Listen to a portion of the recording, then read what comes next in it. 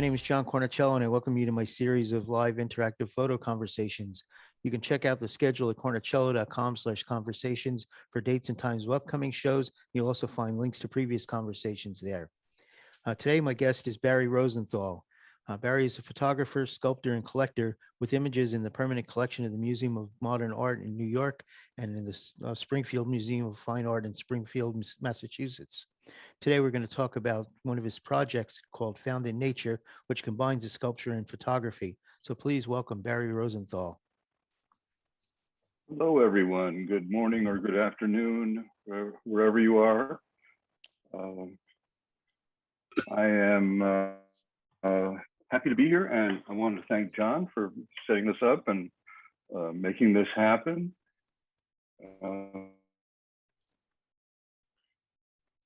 Okay. So looks like you went to school in the Dayton Art Institute in Ohio. So you started out on the art side of the world? I did. That's a good place to start, John. I know many of us here that came in from the technical side. Right. I had a different start. I went to a college in Southwest Ohio that had a program where you could go to any other school in the area at night. So I went through the one photo class that we had. It was at that time under industrial arts. So they had a dark room next to the metal and wood shops, and in a Quonset hut, World War II Quonset hut. And that was it. And so I started going to the Dayton Art Institute at night because I wanted more photography. And there I fell in with a bunch of people who were all working on their own projects, and that was a great area to be in. I liked Southwest Ohio a lot, and then that crowd of people, other students, and people were all ages at that point. It wasn't just like kids in their teens or 20s, and so it was a really good influence. Great teacher. So that got me going, basically. And then I had a portfolio. I moved to New York 2 weeks after I graduated, and that was the only plan I had, was I want to be a photographer. I don't know what I'm doing. And then through friends, people would say, "I'll go interview with this guy." And first thing I did, I thought, well, I'm going to buy a suit. I bought a suit. I went on a couple of interviews. They said, "Drop the suit, get rid of the suit." It's very casual. This is a hands-on kind of business. Finally, I kind of learned my way around, and then I started assisting and working for, I don't know how many different people, but quite a few. No real big names, but at that time, it seemed like everybody had a studio, and I had no studio experience. Yeah, about what year was that? 1975. Okay, just before I did the same thing. I came in knowing photography, but not knowing studio work. Right. I had only done black and white, and my own printing, and I didn't know a thing about color. Had never shot color. Anyway, so, and I knew nothing about light, and I didn't know anything about the business either. So it was a really good way of learning firsthand, by trial. Yeah. Once I was kind of taken in by a couple of people, and that got me going, and I built a portfolio while I was assisting, and the thing that was available to me were models and a studio, and so I shot fashion. I did a lot of testing, is what everybody called it. And we, I knew who was doing what in the business, and I seemed to know everybody, what kind of work they did, what their style of work was, and I just kept an eye on the whole business. And fashion was an easy inroad, so that's where I started. In the last 6 months of assisting, I was getting work, and then finally I got kicked out of the assisting job I had, and found a studio, and so that's kind of the beginning of the professional side. So probably by 1978, I joined a studio that was a share place where there were 5 of us, and it was a big enough place that you could have your own privacy shooting in, you know, there were like 5 different spaces to shoot in. So what I found worked for me, just cutting ahead, what worked for me was I would do like a 5-year period of a certain approach, a certain style. And after 5 years, I feel like I had drained that swamp, and I just wanted to move on to something else. So I tried a lot of different things. So yes, so I started with fashion. I did some catalog work. I did advertising, end of reports, stock, editorial, still life. And these were not all 5-year periods, and they were not all in that order. But where I found myself, you know, the most interested was in annual reports and advertising. And I liked the professionalism in advertising. I liked working with a crew. I liked the sort of the ad agency side of things, because there was always a team of people.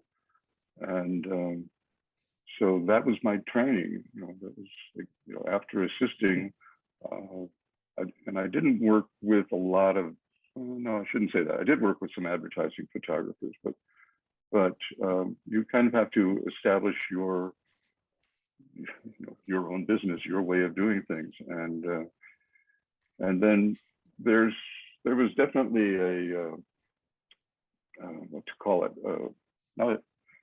not a prejudice. It's a positive thing.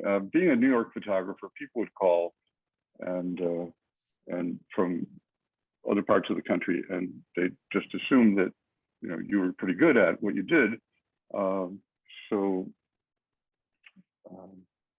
So I'd get a call from Austin, Texas, ad agency there, who wanted to do, it was a Hispanic ad agency, and they had Coors, you know, like the Hispanic market for Coors, and they were doing posters for a telenovela that was being shot at Telemundo Studios in San Juan, Puerto Rico, and they wanted me to shoot these kind of film noirish posters, and so that was, you know, that was way back then in the early 80s. Just one example of things that happened. And so people had confidence in you. They didn't want to see a portfolio. They just said, here's the job. There's no layouts. All I know is it's a vertical, you know, a poster's a vertical, and that's all you have to worry about. And you know, back in those days, of course, before computers, and what did we rely on? We relied on Polaroid. And I can't believe that I spent so many years looking at little tiny Polaroids through a loop, all folded up to fit into a layout, and somehow you could judge what was going to happen on that shoot from that Polaroid. But that's what we lived on. You know, it was, someone should have invented some sort of you know, video that would have shown. I don't know how that could have been done back then, but there was, you know, it was very low tech, and still we got away with it. So let's see. Looks like at else? some point you got into doing projects. Well, you know, in college I had done long-term projects, and you know, this is jumping ahead a bit, John, but that idea of doing projects, while I was doing commercial work, that's all I wanted to do. That's all I could think about. And I didn't do many projects on my own. I just wanted to pursue the commercial side. So that was many years later, after kind of making a transition away from the projects, into the projects and away from commercial work. So let me just try to see what else I have in my notes here. Yeah, there's some noise going on. I can't tell where it's from. I'm going to mute everyone, and then please, Barry, unmute yourself once I do. Okay. Okay, that's better. Yeah. No more noise. So the thing I liked about the advertising field or doing annual reports was, it kind of took over your life for 3 weeks or a month. And, it's kind of like you live it, and you become an expert in some clients' needs. And then after you're done with the project, forget it, move on.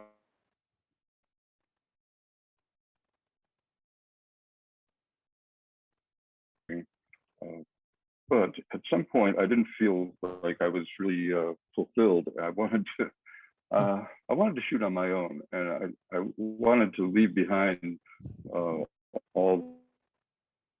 the other people. And in fact, all I shot were people mostly, and I wanted to stop shooting people.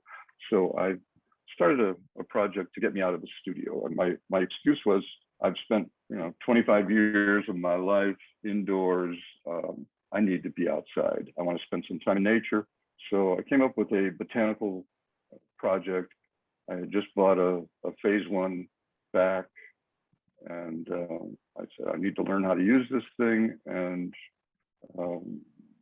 it just happened at the right time. So I took that camera and I took a small studio out in the field, and I started shooting botanical things where I found them, and so they stayed fresh and live. I just used an artist pad, like an 18 by 24 inch pad, laid it on the ground, took some diffusing material, and had just this kind of consistent light. And I shot botanicals for a few years, and I started to market them, and I tried to make that work. And it was still just kind of like finding myself. I needed more time to figure it out. So I was also doing a series of black and white images in the studio during the winter when I didn't have access to the outside so much. And so there was this German professor named Blossfeld, who a book came out about his work, and I really fell in love with it. It was very tight close-ups of parts of plants, and I just liked the look of it, and I did another series in black and white in that style. So I had 2 projects going, and that was fine. But along the way, I started to see, I'm shooting outside, I'm walking like on the side of the road, or I'm pulled up, I'm shooting weeds, and I'm not shooting store-bought flowers or anything. It's just all stuff from outside. In the process, I started to see trash that had accumulated on the side of the road, and I took note of it, but I didn't really, take action on it. I just kind of picked it up and looked at it, and I liked the sort of way the elements had changed the material, and but didn't know what to do with it, so I just kind of let it go. I kept going on the botanicals until one New Year's. I was at Long Beach Island and on the Jersey Shore, and looking for plants, and there's nothing there. But I do find a lot of trash washed up. I found colorful bottle caps, and I see this little fiddler crab walking out of his home to grab a red bottle cap and try to drag it into his home. And I'm thinking, wow, is that what you really want to do? You want to eat that? So I collected all this stuff, and I spilled it out and just did a very informal kind of abstract of bottle caps. And that was the first piece I did. That was probably 15 years ago. And I was at my friend's house on their driveway outside, and from that, I don't know how to put it. Humbly, I have built a brand new life for myself, and it's taken some time, but I'll give you a few of the steps along the way. So first off, I got excited about the bottle caps. I liked the whole idea of what I had found. At that point, I didn't think of anything beyond just shooting these colorful things.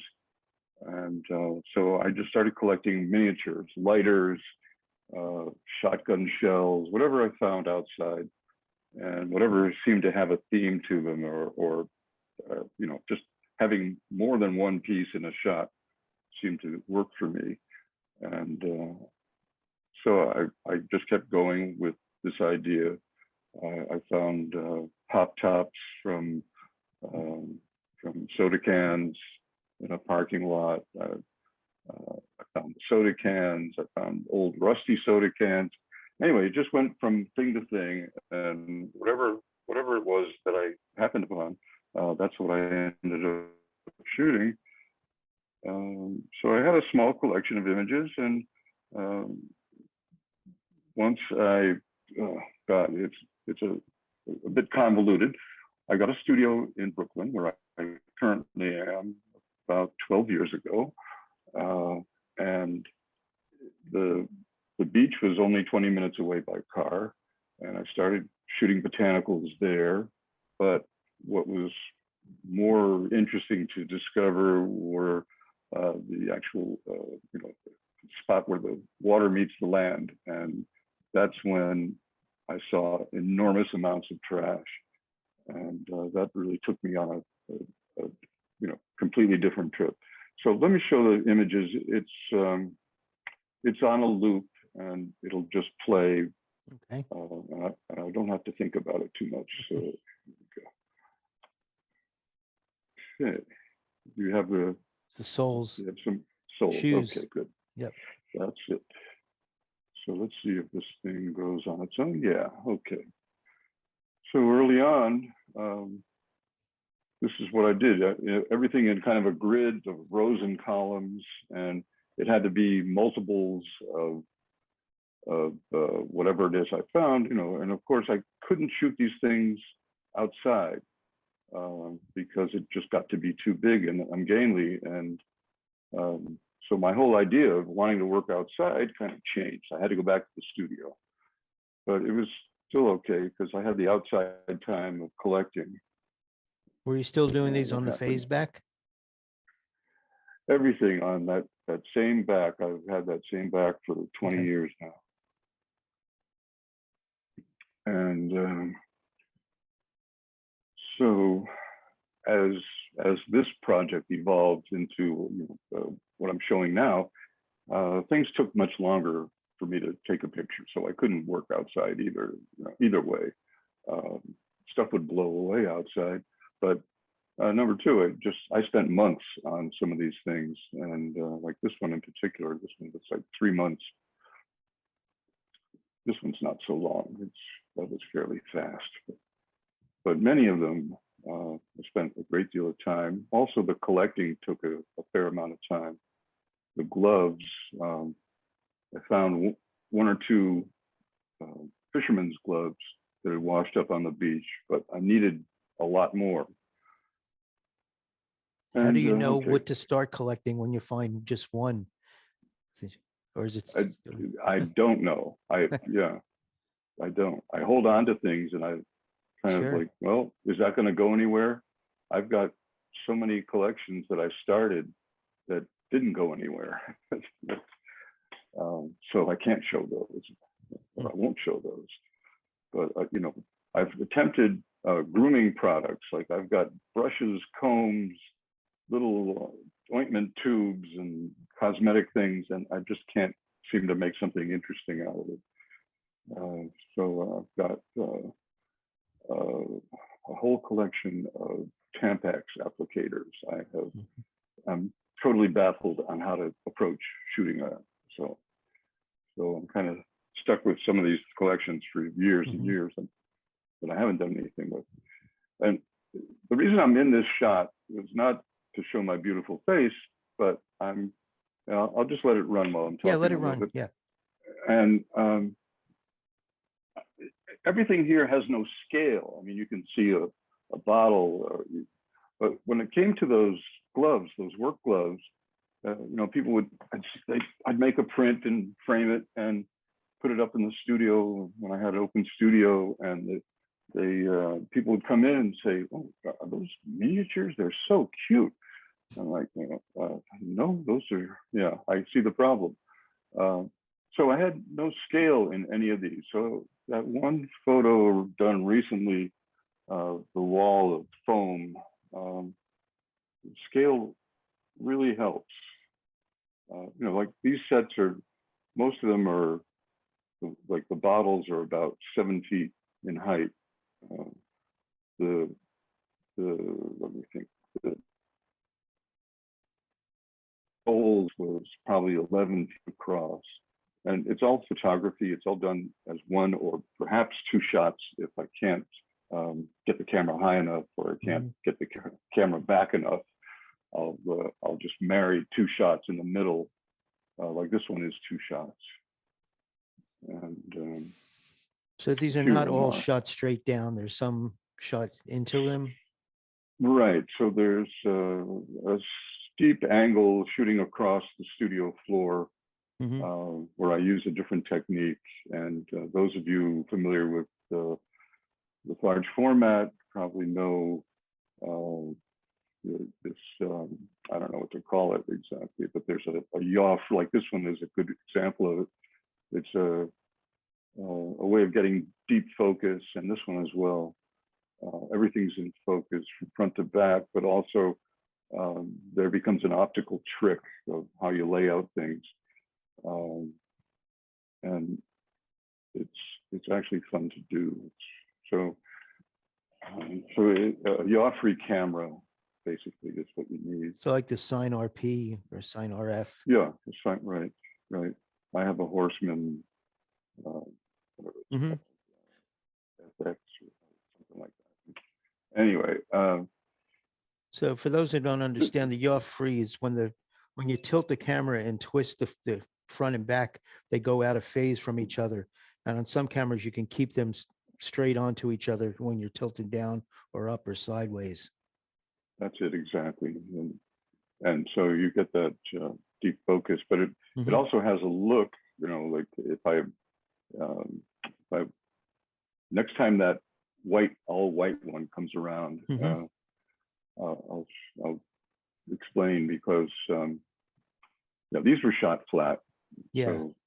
So most of them were, and I'd say early on in the project, once I got past the miniature phase. Like so this was the first one I did. With that perspective, and this is not correct.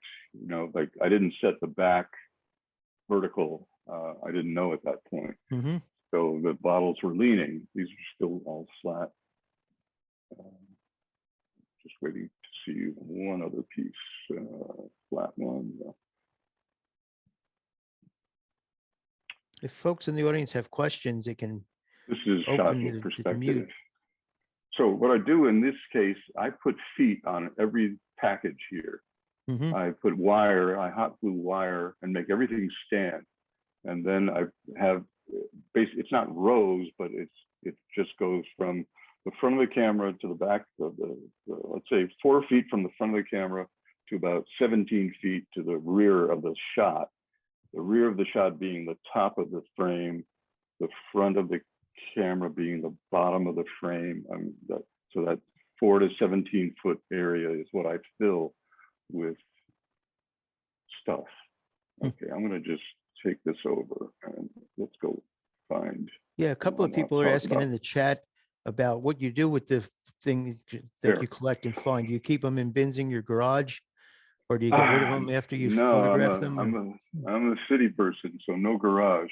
They're all in my studio. The problem right now, I am inundated with stuff. I have this whole collection in the studio, and it's a monster. So, the scale. The reason I did that scale also was to show that some of that foam is 7 feet tall. Mm-hmm.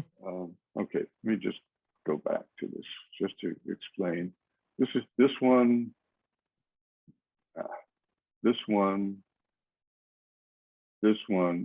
These are shot with large format and using that yaw-free technique. Mm-hmm. So again, everything is standing here. So I put wires behind everything, hot glued wires onto them on the black background. It looks like it's done in Photoshop, unfortunately, but I know the difference. Mm-hmm. This is shot straight, but there's no tricks there. Okay, so you want me to let this run? Yeah, you can let it run. So I'll take some questions. Okay. Keith was asking if Okay. you're talking about the phase 1 scanning back. No. No, I shoot with strobe, and I want to do. No, I can't do 20-minute exposures where I am. They wouldn't be sharp. Mm-hmm. So. I must say, I am in awe of your creativity and masterful ability to create these scenes. This is just incredible. So I've got a couple of questions. Number one, I'm just curious what camera you're using your phase 1 back on. And the next question is a little broad. How are you lighting these? Okay. Well, let's see. The camera and the back came with Hasselblad H1. I still use that setup for all these straight things. I shoot some of them with the large format, even the straight ones, but mostly large format. I'm using a Horseman. What do they have? I can't remember. They have 3 cameras. They have the middle one is the yaw-free camera that I have. They have a more sophisticated one that had a computer that helped you do the yaw-free technique. But anyway, Horseman is basically the same as Sinar. Mm-hmm. In fact, they take the same boards. So, and I have old process lenses, and I actually used a lot of Polaroid, that copy stand. I can't think of the initials for it at the moment, but they made really inexpensive lenses that were easy to find, still are on eBay. So I've got a collection of lenses. Probably my favorite lens is like a 105. But with the Hasselblad, I have all of 2 lenses. I have a wide angle lens, a 50 and an 80, and that's it. So I use both of those lenses, and I use both systems. And I have a 35mm camera that just sits there. I hardly ever use it. So okay, Ian, you want to know about lighting? Yeah, I do a few different techniques. A lot of it came from people, I think. I call it like portrait lighting. But in a case like this, where it's glass and reflective, I had to kind of invent something. And even with the black on black, I had to invent something that wouldn't blow out the highlights. And so I created like a black studio, basically.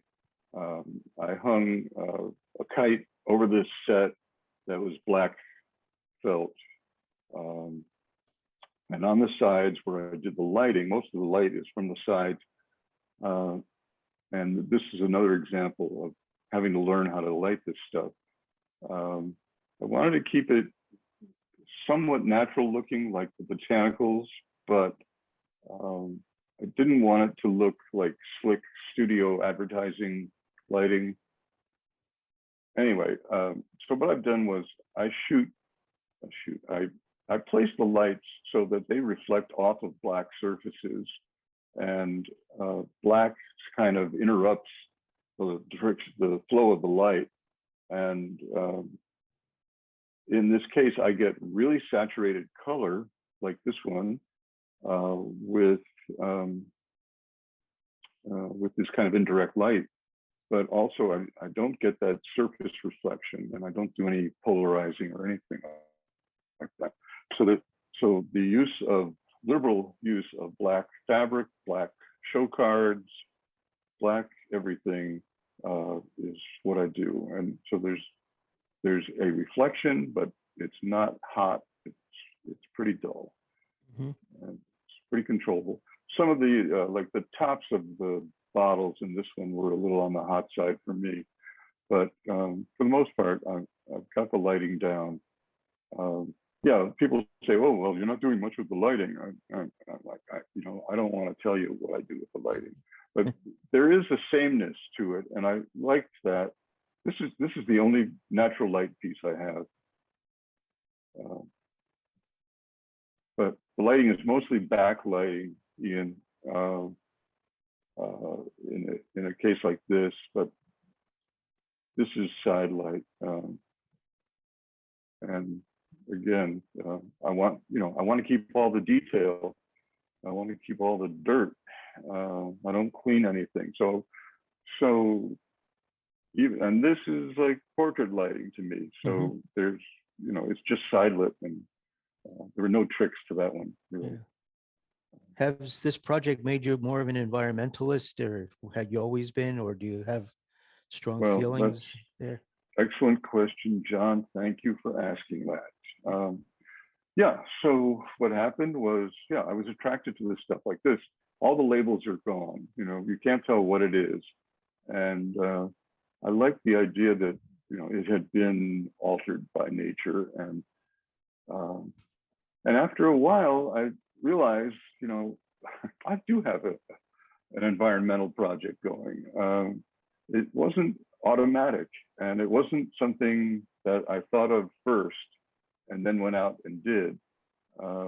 So I was attracted to this stuff initially, and then the project evolved into an environmental project. So now I talk to photo groups, I talk to environmental groups, I talk to sort of new age groups about plastic pollution. So it's allowed me to travel to different parts of the world.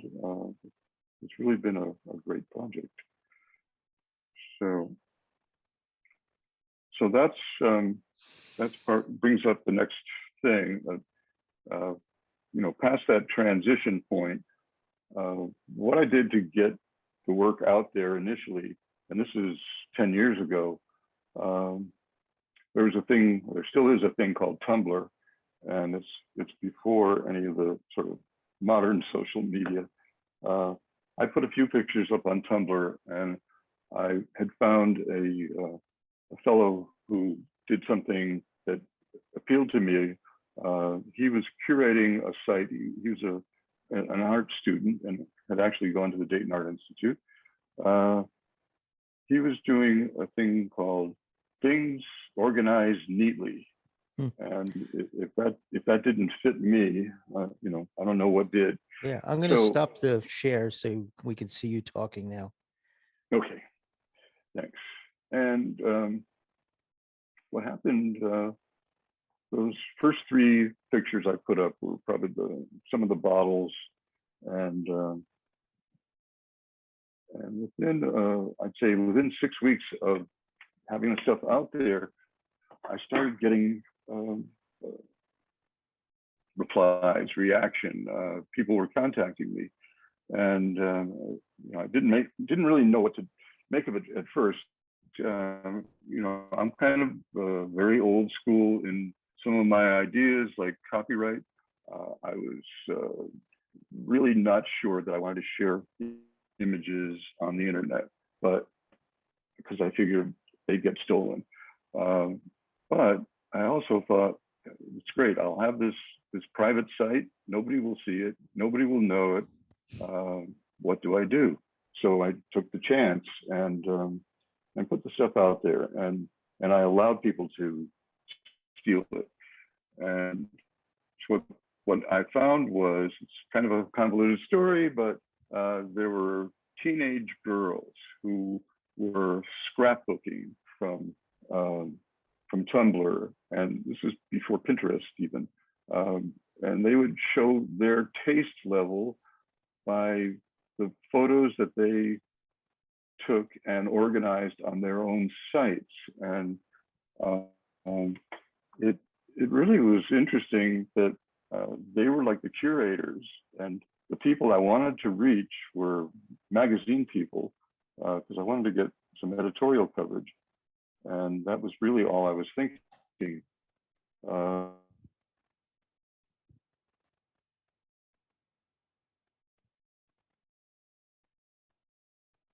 Did you freeze up? So I'll slow it down. You okay now? Yeah, you're back. My internet connection is unstable. That's crazy. That's why I did this at home. It's always something. Yeah. And nobody's here today, just me. So, so the French edition of Elle Decor, and they wanted to run a picture about run 3 pictures about scrapbooking, and I said, you know, it interests me, but no, it's just not the way I want it to go. I'm going to say no.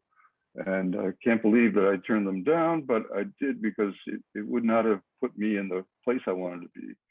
So learning how to say no, even though that was like my first reaction, was probably a good thing in the long run, because I knew other things would happen. And so in a short time, I started pitching, and once I had enough work, I would send out a simple email to the people I wanted to reach. And I researched, for instance, the New York Times. At that time, they had a weekly column called Albums, and it was all local photography projects having to do with the world of New York. And I, you know, there were a couple of reporters who covered it, and there was one guy in particular whose stories I liked.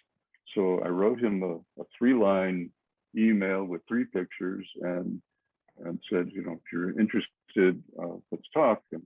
And within a week, I heard from him, and he was like, oh, Jack is here. Okay.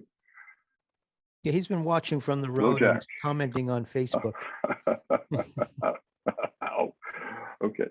So so that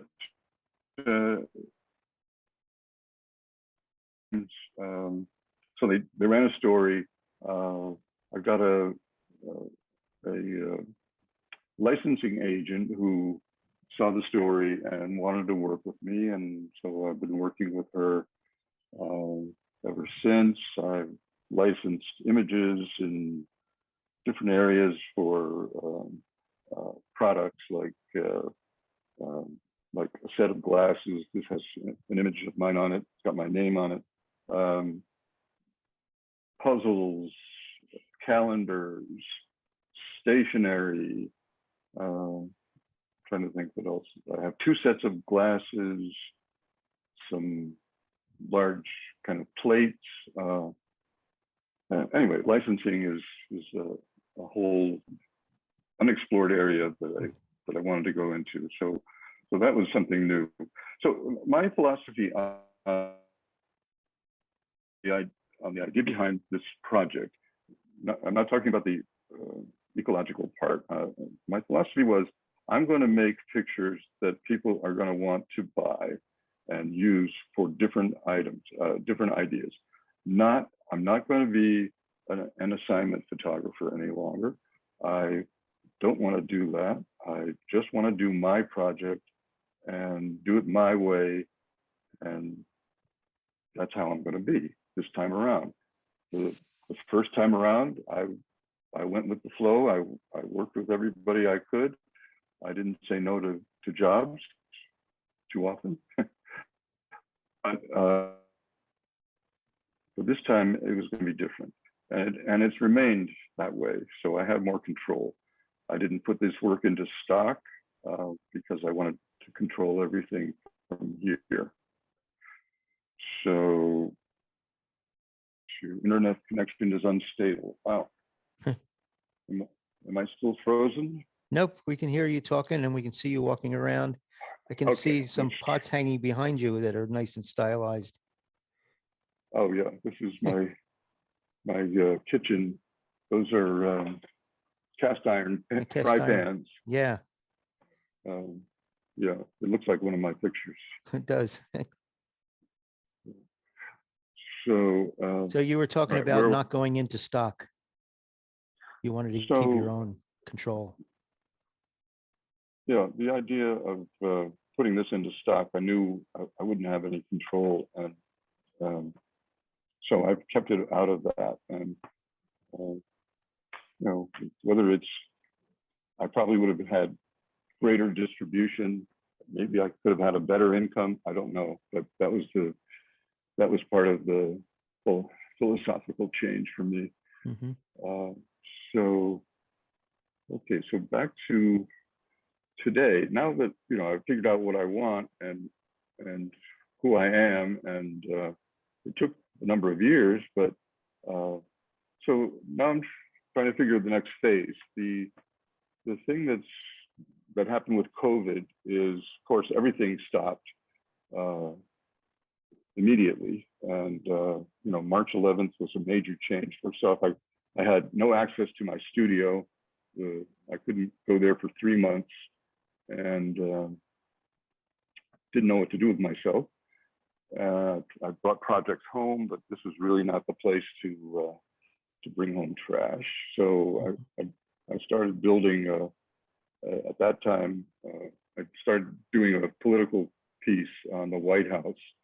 So I can't. I wish I had that set up for today, but I don't have it to show. But maybe I can send that to John and post it. But I built a White House out of plastic straws, and was trying to make it into a political commentary, and it just didn't fly. I pitched it, nobody took it.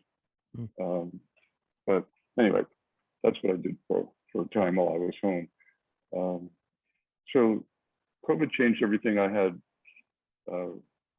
just come back from Saudi Arabia. To preface that, I got a spread in Nat Geo, National Geographic, September of 2019.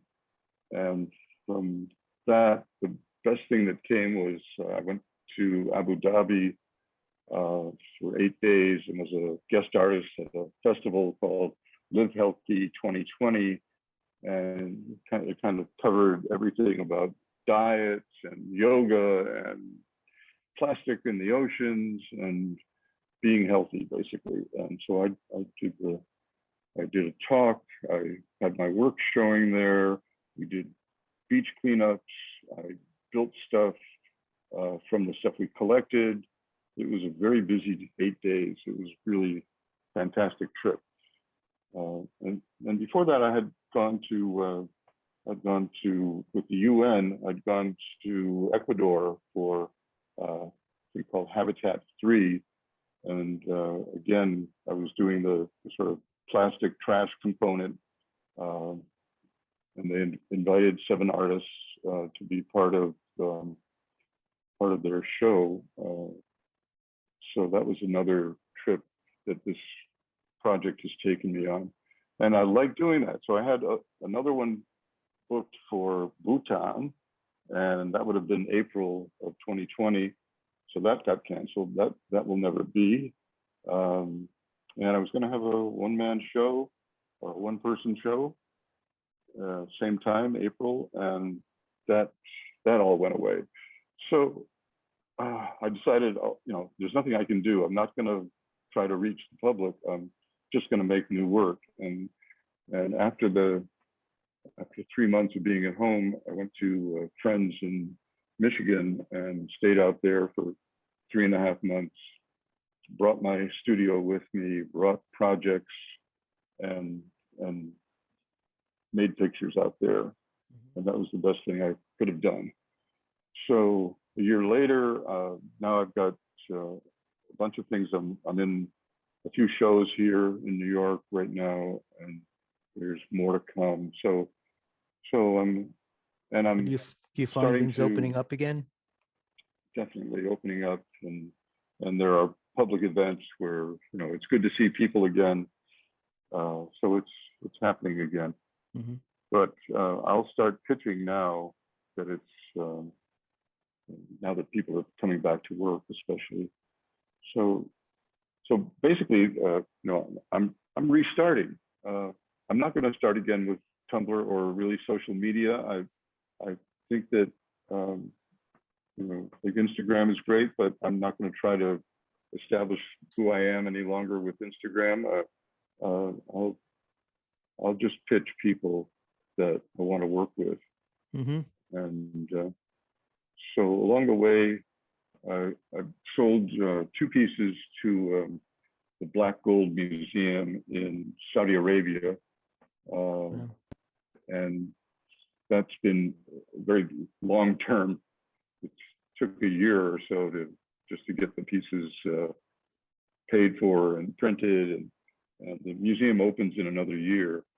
So I'm hoping that I get to go to Saudi to see the show, and it's a international collection of artists, 200 artists.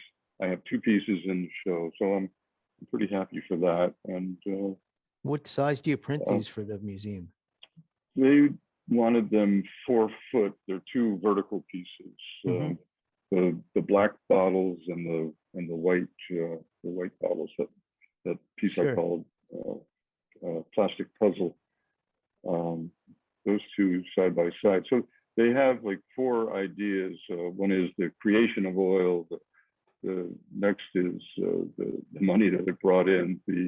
Then the doubts about things. So I think I probably fall into the doubt area.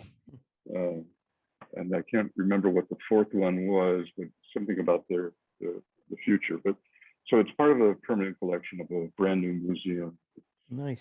They're building all these theme museums, and they're getting more westernized as far as what artwork they'll show. So it's not just Islamic art. Anyway, that's Great. So are there other projects you're working on alongside the Found in Nature? Not really. I've Okay. tried going back to the botanicals.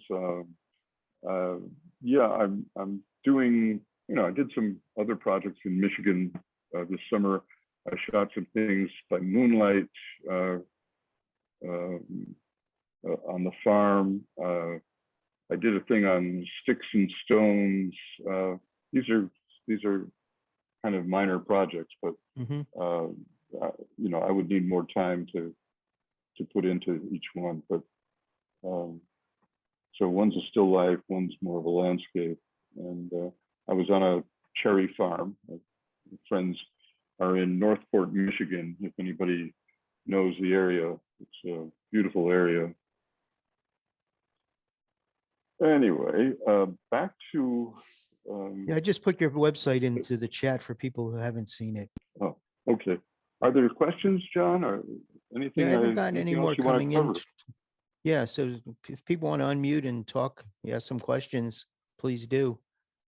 Yeah, no, I'm very intrigued and impressed. It clearly shows how much work you've put into it over time, and I like that. I like it when somebody is using photography in essentially a way that can be useful to society or the planet as a whole in some way. And I think you're doing a good job of that, even if you maybe didn't start off with that intention. But I love your work. I love what you're doing. Thank you. I'm wondering. Well, yeah, go ahead, Ian. Go ahead, Ian. Yeah, I'm wondering how many times you rearrange all of these components to your photo before you find exactly how you want it to look. Oh, yeah, it's almost endless. Okay, let's say, one of the simple ones, just the grid, rows and columns, that's relatively fast.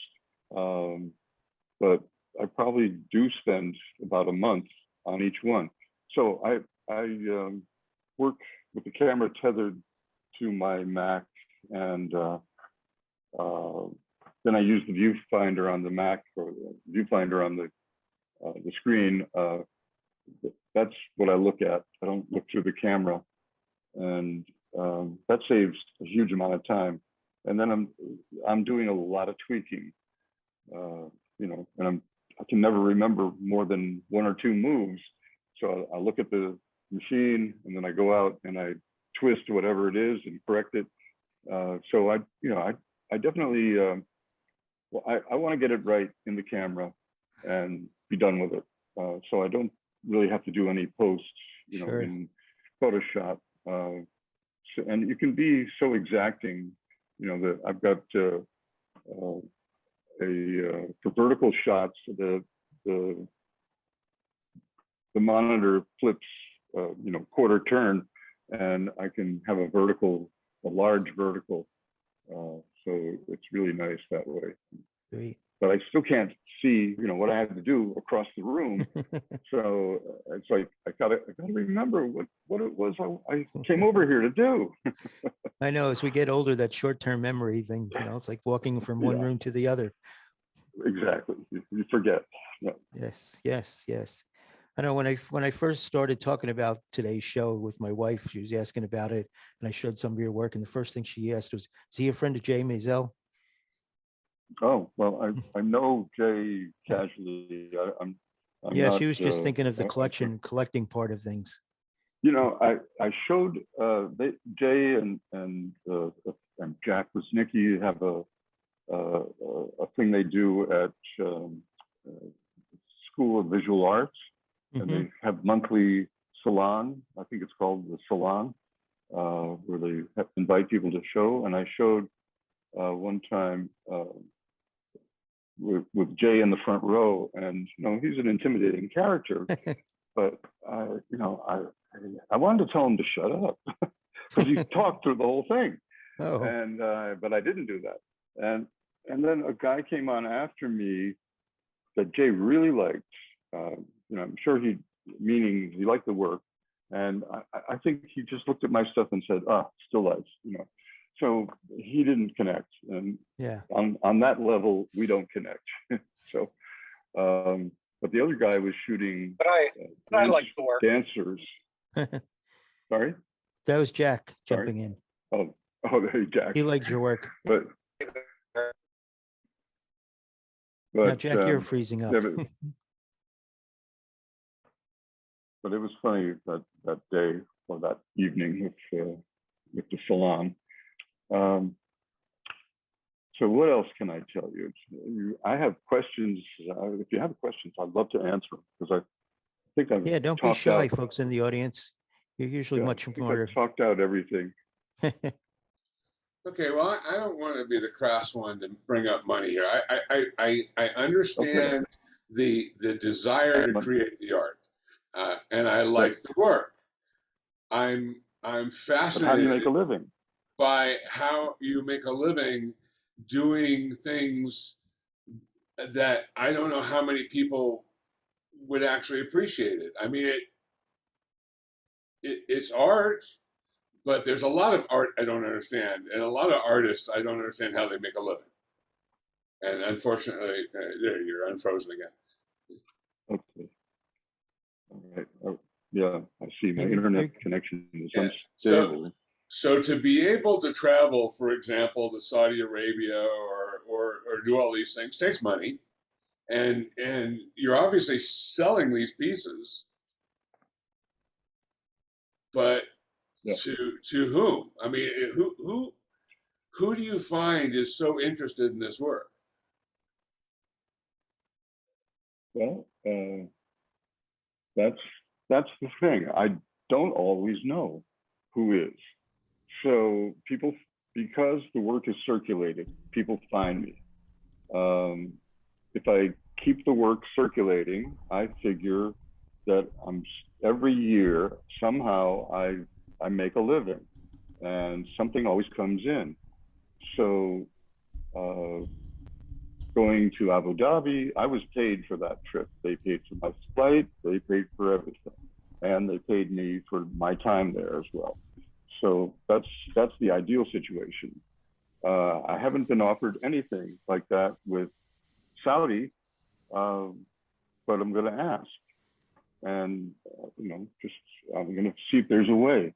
But there are other places in the Middle East that probably will try, because as I said, the museums there are brand new, they're empty, they have no collection, and why not me? Why not me as opposed to why not you? Just why not? So you got to try it. If you don't try it, you don't know. So that's kind of an area. I would assume that anyone that liked the work of Louise Nevelson would also like what you're doing. Okay. Well, I don't know what to say. Yeah. Okay. Here's what I can say. Part of my plan in the last few years has been to make another transition, and that is I have been doing these sculptures and calling them temporary, dismantling them and saving them and putting them away. And I have a studio full of trash. But I've also started to fulfill the next phase, and that is I'm making sculpture that's one of a kind, that will stand alone. I'm making photographs of that, and it will sell as a photograph. It will sell as a one of a kind, one piece, unique piece of sculpture. Again, I don't know that market. I don't know how in fact, I'm looking for advice on how to sell one piece, which is the straws. That one is available in 2 different mediums. So the photography I understand, the sculptural side I don't. So have you looked into NFTs of the photography? Are you I have. I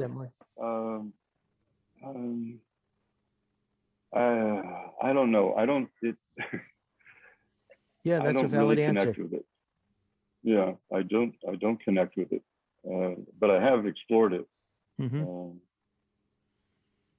I think of it as I don't know, some other. It's another generation's work.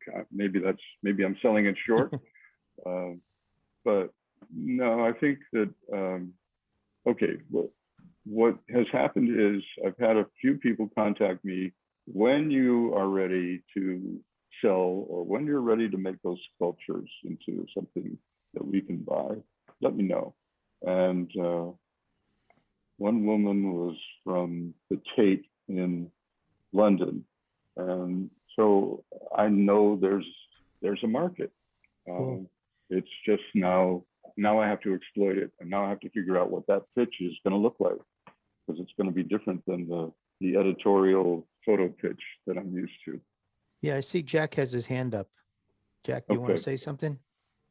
Yeah, I'm going to probably have to leave in a few minutes because we're still on the road and we're going to hit a hard area, but really, really enjoyed this, Barry, as I always do. And yeah, if you can figure out who's interested in anybody's work, artistically, commercially, any other way, I'm sure a lot of people would.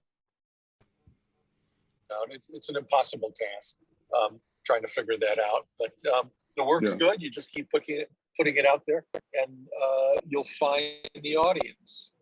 It's the work always seems to find an audience, and just really love seeing it. Love to see where you continue on this stuff, and love to see the sculptures coming up.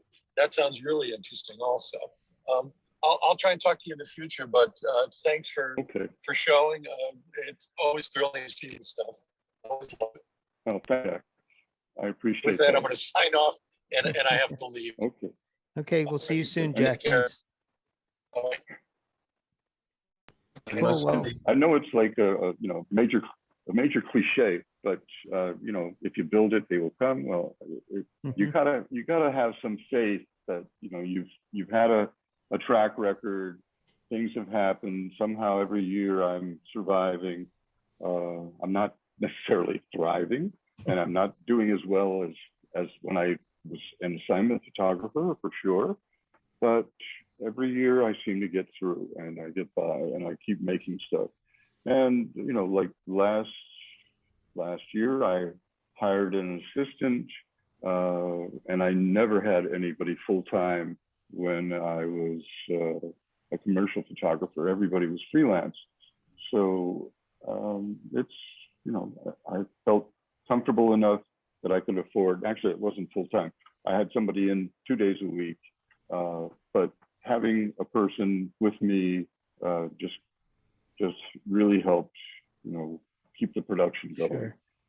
So I'm investing in myself by having that assistant. So again, that fits my philosophy. I just want to be productive. If I keep making the stuff and putting it out there, something will happen. Cool. Ian, was there something else you were starting to say?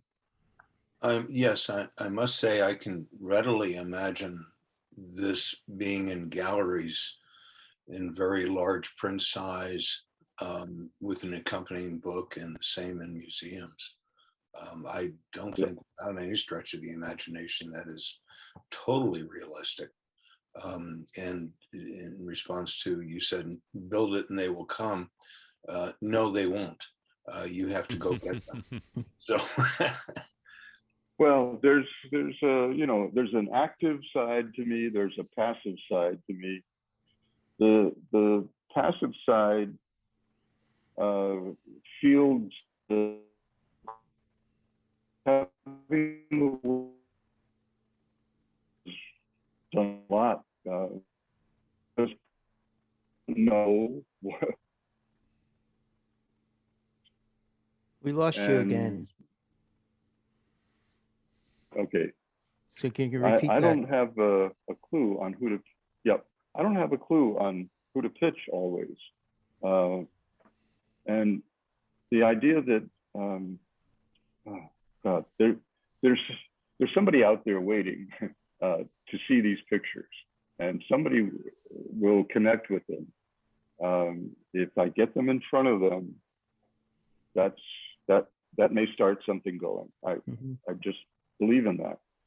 So that's, you know, it's good to know what you want, but it's also good to be open to chance encounters.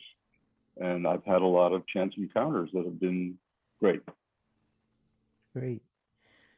Well, So Barry, I want to thank you for, I don't know if there's anything else you want to add. I was going to say, I was going to thank you for the hour here. If anyone else in the audience has any questions or comments, let us know. Otherwise, Barry, do you have any closing comments you want to say about it? No, I think, I hope you guys got something out of all of this. It's been fun. And I want to thank you, John, for organizing this. It's really, it's been a great talk. So. Yeah, Rosman just posted in the chat that your work reminds her of Irving Penn. Some of his that's funny. He's one of my heroes. Sure, of all of us. Definitely. Yep. And but he could do one object and make it so powerful. I tried doing that, and that's why I shoot multiples, because it just didn't work. Wow. So well, there's my thanks. closing statement. Sure. Thanks, everyone. This has been great. We'll be back, I think, on October 11th with Armac Holbert. So that'll be our next show here. So we'll see you then. Thanks, everyone. Thank you, Barry. Well. Thank you, Thanks, John. John. Thank you. Have a good evening, This was great. Very good. Bye-bye.